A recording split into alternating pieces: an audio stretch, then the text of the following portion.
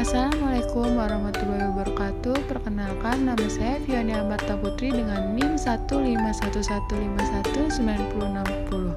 Prodi Manajemen Pelabuhan dan Logistik Maritim kelas B angkatan 2019. Di sini saya akan menjelaskan terkait bisnis pasar dunia. Masuk kepada soal yang pertama, jelaskan industri pasar dunia untuk pasar kontainer. Kontainer atau peti kemas merupakan sarana atau tempat yang digunakan untuk menyimpan barang ketika barang yang akan dikirim, baik ekspor maupun impor, menggunakan kapal laut.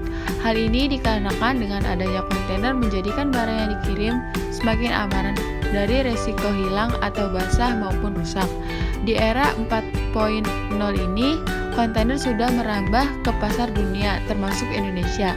Revolusi industri 4.0 telah menjadikan banyak perusahaan dari berbagai penjuru dunia mulai menerapkan digitalisasi dalam menunjukkan operasional aktivitas bisnis.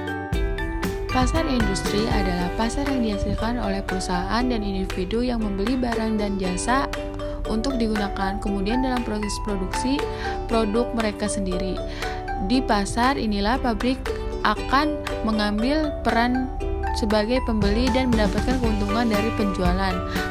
Pasar industri sangat penting dalam berfungsinya perekonomian karena melalui kegiatan komersial dari berbagai sektor ekonomi dikembangkan yang memungkinkan pembelian dan penjualan bahan mentah untuk produksi produk.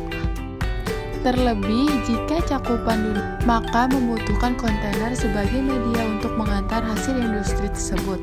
Semakin tinggi supply and demand industri, maka semakin tinggi pula kebutuhan akan kontainer, sehingga pasar kontainer pun menjadi semakin tinggi. Dan jika pengiriman berhenti seperti saat pandemi, maka akan timbul kelangkaan kontainer.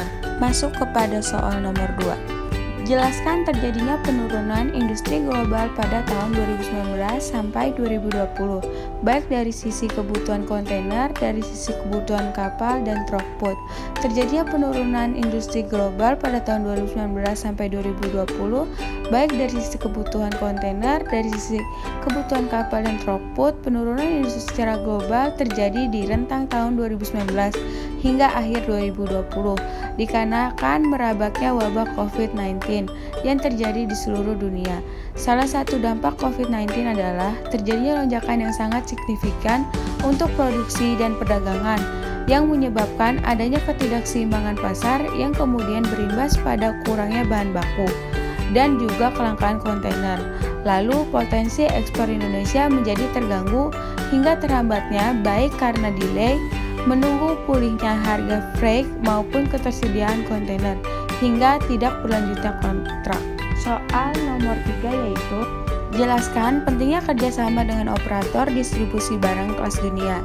Sebutkan operator mana saja mulai dari urutan 1 sampai dengan 5. Konektivitas transportasi yang memadai menjadi persyaratan bagi kemajuan dan kualitas bangsa dan negara untuk bisa bersaing dengan negara dan bangsa lain. Sistem dan konektivitas transportasi yang memadai juga dapat meningkatkan devisa dan pendapatan negara, mempermudah arus barang dan jasa sehingga mempermudah masyarakat dan pelaku usaha dapat mendistribusikan barang dan jasa lebih efektif dan efisien. Transportasi logistik adalah darah dari semua kegiatan manusia Indonesia dan menjadi lokomotif serta penopang sektor lainnya untuk terus bergerak. Adapun beberapa operator distribusi barang kelas dunia sebagai berikut. Yang pertama, APM Max, yang kedua Mediterranean SHG, CO.3, CMA CGM Group, yang keempat Hapag-Lloyd, dan yang kelima Evergreen Line. Selanjutnya masuk soal nomor 4. Soal nomor 4 yaitu jelaskan jenis-jenis barang curah yang mempunyai pasar besar di dunia. Curah ini merupakan bentuk dari satuan volume atau barang yang sedang dilakukan penanganan, ditransportasikan hingga didistribusikan dalam jumlah besar, namun tidak dikemas. Biasanya curah mengacu pada bahan yang berbentuk cair.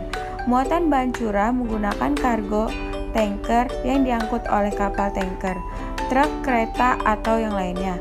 Apabila jumlah pengiriman tidak banyak, maka bisa menggunakan drum, karung, ataupun kotak. Jenis barang curah yang mempunyai pasar besar di dunia. Pada curah kering terdiri pada biskuit, mineral, dan pasir, tembaga, batu, kapar, garam, dan sebagainya. Lalu ada semen, senyawa kimianya ada pupuk, plastik, butiran, pelet, resin, bubuk, serat sintetis, dan sebagainya.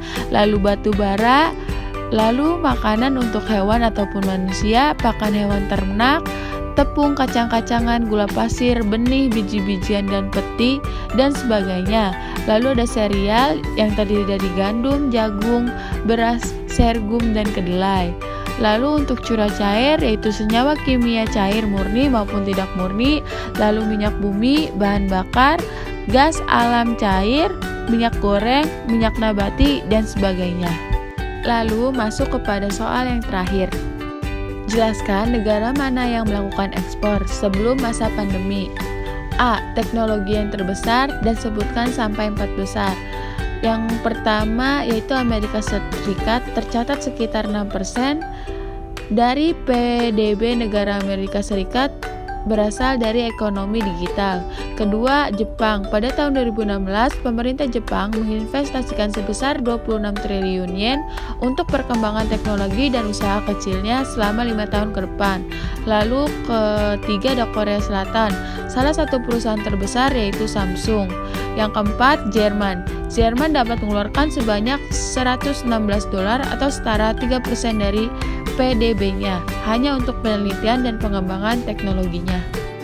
Masuk ke soal nomor 5 bagian B. Pengekspor peralatan pelabuhan dan kapal, sebutkan hingga 5 besar.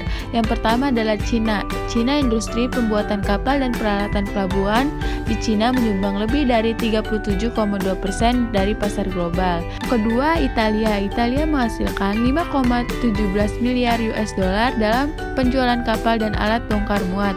Yang ketiga, Jepang. Total produksi tonase kotor sampai saat ini adalah 19,506548 GT. Dan Korea Selatan produksi tonase bruto sampai saat ini adalah 28414515 GT. Dan Rusia, pendapatan Rusia dalam produksi kapal dan alat pelabuhan adalah 5,1 miliar US dollar. Selanjutnya 5 bagian C. Pengekspor perikanan dan pertanian, sebutkan hingga 5 besar. Negara pengekspor perikanan dan pertanian 5 besar yaitu Amerika Serikat, Cina, Australia, Brazil, dan terakhir Indonesia. Sekian presentasi dari saya, lebih dan kurangnya mohon maaf. Wabillahi taufik wal hidayah. Wassalamualaikum warahmatullahi wabarakatuh. Terima kasih sudah mendengarkan.